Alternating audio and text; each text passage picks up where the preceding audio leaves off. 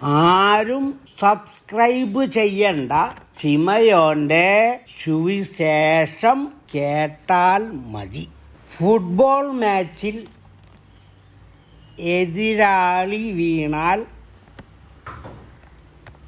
കൈ കൊടുത്ത് ഉയർത്തുவது sportsman spirit.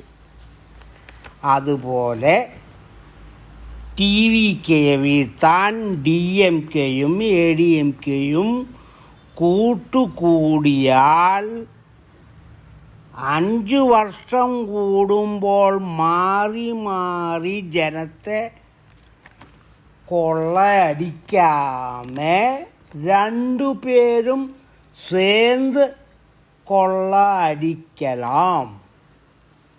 ஓட்டுக்கு பணம் 2 பேரும் சேர்ந்து கொடுக்கலாம்.